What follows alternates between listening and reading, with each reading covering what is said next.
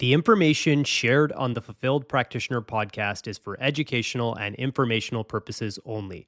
While we explore topics in natural health, practitioner fulfillment and mindset, business growth, and practice strategies, nothing discussed on this podcast should be interpreted as medical advice or a substitute for a professional diagnosis, treatment of any kind, or individualized guidance. Always consult with a qualified healthcare professional before making any changes to your health, diet, or lifestyle, and consult with a qualified business professional before making any changes to your clinical practice or business. The views and opinions expressed by the host and any guests are their own and do not reflect the views of any affiliated organizations. The Fulfilled Practitioner podcast is not responsible for any actions taken based on the content presented. By listening to this podcast, you acknowledge that you are fully responsible for your own decisions, actions, and outcomes.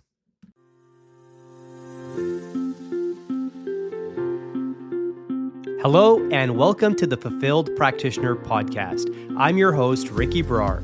This is a place where natural health practitioners learn how to grow, simplify, and fall back in love with their practice again. Here we talk fulfillment, practice growth, leverage in technology, AI, and the mindset needed to build an impactful and meaningful practice. If you're ready to evolve as a practitioner and create a life that feels aligned and energizing, let's get started. Hey everyone, welcome back to the Fulfilled Practitioner. I'm your host, Ricky, and today we're going to be doing a super fun episode and one that is a follow-up to one of my favorite episodes ever, and that was the shooting percentage episode from a couple of weeks ago. So if you haven't listened to that episode, I'd highly recommend you go and check it out. It's a short listen, but just in case you don't want to go back, I can give you a quick recap here.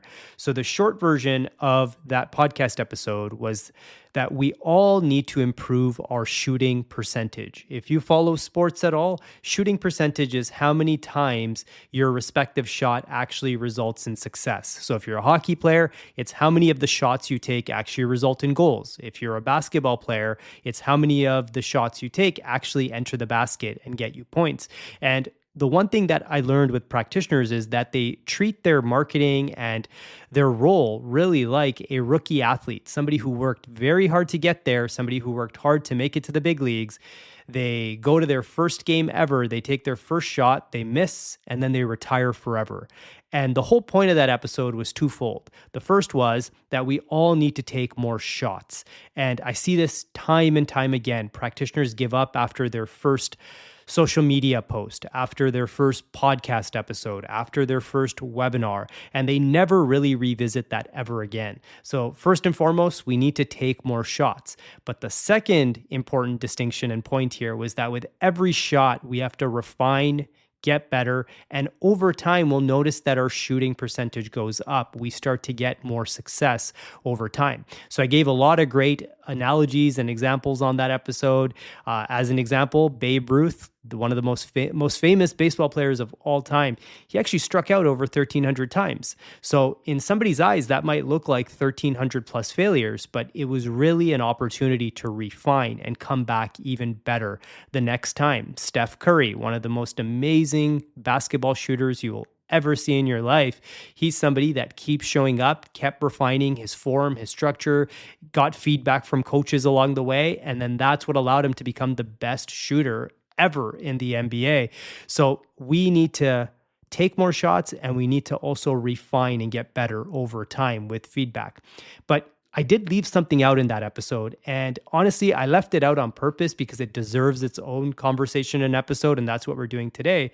And if we take this a step further, there's a reason why so many of the best, most talented, most experienced practitioners, they're actually the ones taking the fewest shots. There's a reason why people who have the most to offer are often the quietest people. And there's a reason why someone who just finished a certification program or a nutrition certification, they're out here posting every single day without fail. And a practitioner with 15 years of experience is nowhere to be found online.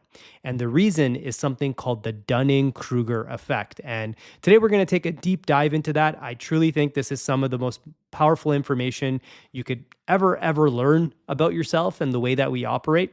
and really what might be keeping you blocked from going further ahead. And until you understand this, you're going to keep wondering why you feel less confident the more you learn. And guess what? Even your clients, they're dealing with their own version of this too. So let's jump right into it. What is this Dunning-Kruger effect? So this is a basic psychology cognitive bias. And it's something that was identified by two psychologists who the effect is named after, Dunning and Kruger. And I love how it came to be because it's actually one of the coolest stories you'll ever hear. So back in 1995, there was a man named MacArthur Wheeler, and he actually ended up robbing two banks in Pittsburgh. In broad daylight, no mask, no disguise. He literally just walked in, robbed the place, walked out. And guess what? He was caught the same night when police showed him the surveillance footage. But here's where it gets interesting. He was genuinely shocked at the surveillance footage. And what he said was when they showed him the footage, he's like, but I thought I wore the juice. And I'll elaborate on what he meant. So he heard somewhere that if you put lemon juice all over yourself, it actually acts like an invisible ink. And when cameras and things like that try to pick it up, it actually reflects back. So even though they might have got him robbing the bank, they would have never got his face. So he convinced himself of that, and he rubbed lemon juice all over his face, and he thought he would be completely invisible to the cameras. And that's why he came in completely unmasked. He committed 2 armed bank robberies in that same day, face fully exposed, and then he got caught that same evening. Now, here's the key thing here, and it's not just that this guy was foolish. The key thing was that he had just enough knowledge to feel completely confident and zero awareness of everything he didn't know. He wasn't lying to himself. He genuinely believed that he had it all figured out. So when David Dunning read about this case, he was super fascinated with it. And Justin Kruger was one of his graduate students. They set out to study whether this pattern was real and widespread. And what they found was that it absolutely is. So the core finding of the Dunning-Kruger effect is people with limited knowledge in a subject tend to overestimate their competence, and people with deep knowledge tend to underestimate their competence. In other words, the less you know, the more confident you feel. The more you know, the more you realize how much you don't know. And that gap between the knowledge and the confidence just absolutely crushes you and paralyzes you. So really think about this for a second. The person who just watched 3 YouTube videos on gut health, they post a confident reel like they're the world's leading expert. We see this all the time. And then a bunch of people jump on them for spreading misinformation. But in that moment, they are so confident that what they're saying is factually correct. But the practitioner who spent a decade in clinical practice, they're studying functional labs, they're running protocols, they're reading research, they're helping hundreds, if not thousands of people. They sit on the sidelines wondering if they're even qualified enough to speak up. And that's the Dunning-Kruger effect in action. And it's happening every single day in our world. So here's how I want you to visualize this. Picture a graph. On the left side, you have someone who's completely brand new to a topic. Their confidence is sky high. They think they've cracked the code. They've got all the answers. This is sometimes called the peak of Mount Stupid in pop psychology. And I love that term because it captures it perfectly. These are people who aren't really being arrogant on purpose. They genuinely just don't know what they don't know yet. And then as this person starts to actually learn more, something shifts. Their confidence drops sharply. They start to see the complexity. They start to realize how many variables there actually are, how nuanced real people and working with real people is, and how often the textbook answers, they don't actually match real patient responses. So that's where they enter this thing called the valley of despair. And this is where a lot of practitioners live and a lot of practitioners stay stuck. So if you push through that valley, you eventually reach what's called the slope of enlightenment and ultimately the plateau of sustainability. And we don't have to get too technical here. And this is where true expertise lives. You stop pretending at this point that you know everything. You've embraced that there's nuance. You've developed real clinical wisdom and you're confident while not arrogant, and you're grounded and you're actually deeply accurate because you know the flaws of arguments as well. So the tragedy is that so many brilliant practitioners, they hit this valley of despair and they interpret it as a sign that they're not good enough. It affects their self-worth right off the bat. And they think that that doubt means that they don't belong, so they go quiet. But the doubt actually isn't a red flag. The doubt is evidence that you're growing. And that's where we have difficulty making this distinction. So I talk about this in my book, The Fulfilled Practitioner, and I want to go deeper on it here. But for seasoned practitioners, the Dunning-Kruger effect is one of the most powerful drivers of imposter syndrome. And this is a term I hear again and again and again. Practitioners feel like imposters because they, again, just hyperfixate on everything they don't know. But guess what? They've done the work, they've studied, they've sat with hundreds of patients and clients. You know how complex the body is. You know that healing isn't linear. You know that two people can present with the exact same symptoms and end up in completely different places, and they need completely different approaches. Because you know all that, you hesitate. So you hedge, you hold back from declaring an expertise because deep down you know it's more complicated than a tagline. Compare that to the person with the weekend certification who has no idea what they don't know yet. They're posting confidently, they're marketing aggressively, they're making bold promises, and you, the experienced practitioner, you're just looking at them and thinking, how are they so sure of themselves? The answer is they don't know what you know. Their confidence isn't earned, it's just early. So here's the challenge I want to put on you to jump ahead here. The brand new practitioner is out there taking shots every single day, and you're sitting in your zone of expertise, paralyzed by how much you know. So you've built the knowledge, you've actually done the reps, you've earned the right to take those shots, yet you're letting your own depth of understanding hold you hostage. So I want to challenge you to get out of this Dunning-Kruger trap. So here's the big reframe for everybody. And I really want you to take this seriously, because this could be what's blocking you from getting ahead. Your doubt actually isn't the data. Your doubt is a cognitive bias at work. So the question is not, do I feel confident enough to show up? The question is, what is the actual evidence? So how many patients have you worked with? How many times have you watched someone transform? How many protocols have you run? How many continuing education hours have you accumulated?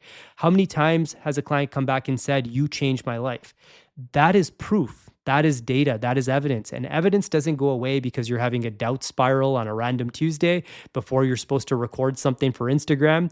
So I want to share a quick example with you. And so there's a practitioner that I was working with, and he had been in practice for years. He was invited to speak at a conference, and it was a real meaningful conference in his area and something that he had actually looked up to and attended as an attendee for a while. And he sat on the application for weeks to be a speaker. He almost didn't submit it. His reason, he felt like there were other practitioners out there who knew more than him and who had better research behind them and who were more worthy of that moment on stage. So I reminded him of something simple. I reminded him of the hundreds of patients he had helped, the lives that had genuinely changed, the cases that would have stumped other practitioners, and that he navigated with skill, grace, and care. So he submitted the application, got accepted, walked on that stage, got a standing ovation, and guess what? That doubt was still there. It was still in the background, but he didn't take it seriously. The evidence actually was given an opportunity to shine through here. And it's interesting because while I'm talking about this effect, you're really thinking about yourself as a practitioner, but guess what? The client/patient side, they're actually going through it too. So this is a universal effect. So if we take a look at the patient-client side of things, they're living in this dynamic. So think about the person who comes to you after they've spent months on Google. They've read articles, they've watched YouTube videos, they've been on forums, they've joined Facebook support groups, and they've arrived at your office absolutely certain that they know what's wrong with them. They got a diagnosis in their mind even, and they're like, I definitely have this. And they're like, I think I need this support to go with it. And this is maybe the nutrition I should be on. And they have some crazy theory about how cortisol might be running the show, and they're very attached to this. And after you do some workup with them, you actually look at the full picture and you realize that what they've concluded on their own, it's kind of missing a lot of detail. It might be partially right, but it's just missing a lot, right? So with respect, that's that peak of Mount Stupid we talked about earlier. They know just enough to feel certain, but they don't know what they don't know. And here's the challenge this creates for you as a practitioner. They come in with high confidence, but low actual real knowledge. And your job is to walk them from that certainty without breaking their trust, without making them feel stupid, and without losing their commitment to the process and you being able to help them. So it's such a delicate conversation, and it starts with understanding that their confidence isn't arrogance. And that's super important. It's biology. This is how human brains work, right? So you wouldn't necessarily challenge them head on. You need to meet them where they are. But this is why it's so difficult to work with somebody who has experienced many things over 5 years, 10 years.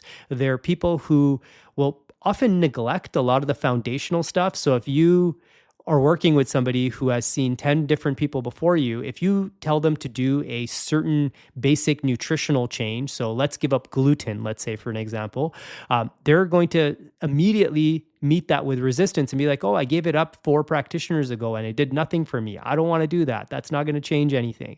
So they really don't see the overall picture, right? So this is one of the most underappreciated clinical communication skills you can develop. You need to be able to call out this Dunning-Kruger effect when you're seeing it happen with your clients and patients, but also with yourself. So let's get back to the last episode that I mentioned at the start here. We had talked about the big problem here that practitioners don't take enough shots. They quit after their first miss and then they go quiet and they just never come back to that. So let's add a layer to that conversation. So some of you are taking shots because you've been burned before. And that's something that's blocking you, right? You're not able to move forward. So we talked about that. But some of you aren't taking shots because the deeper you've gone in your expertise, the louder your inner critic has got.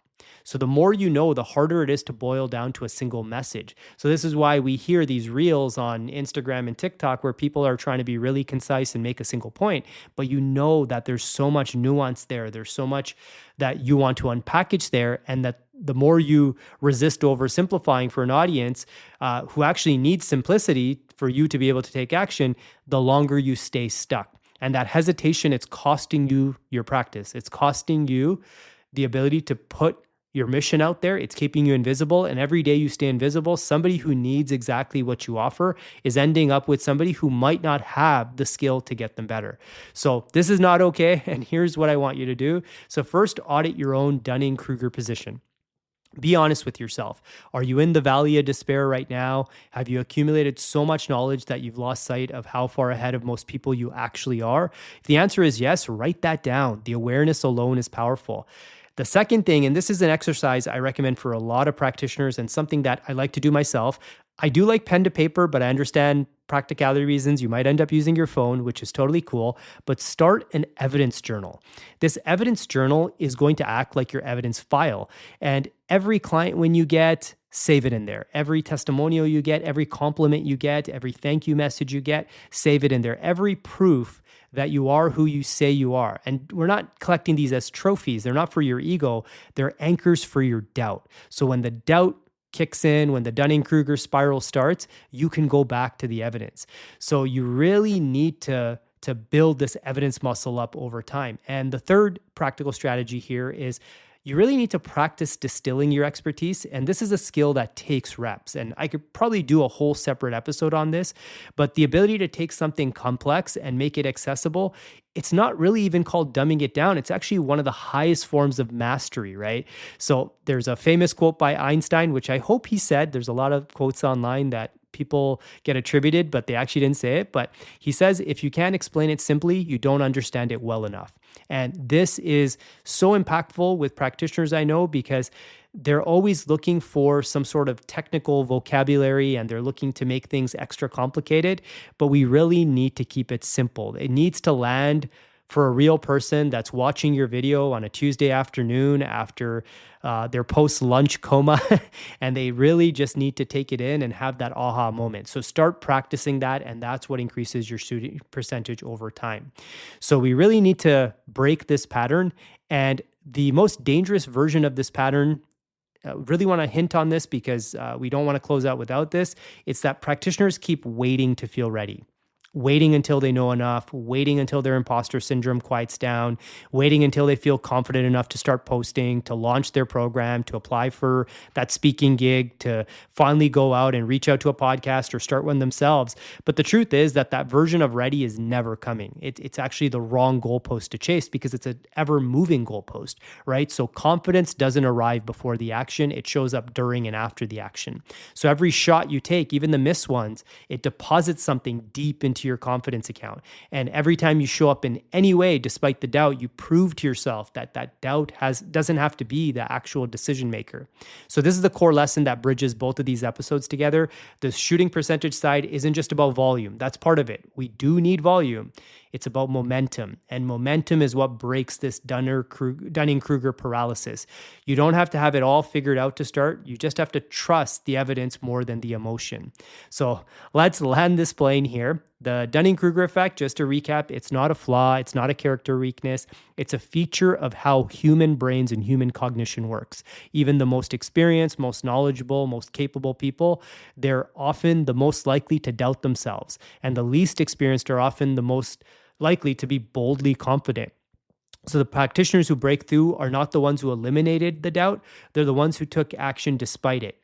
They looked at their evidence and they used that over emotion, and they distilled their expertise into simple language that their audience could understand and actually receive.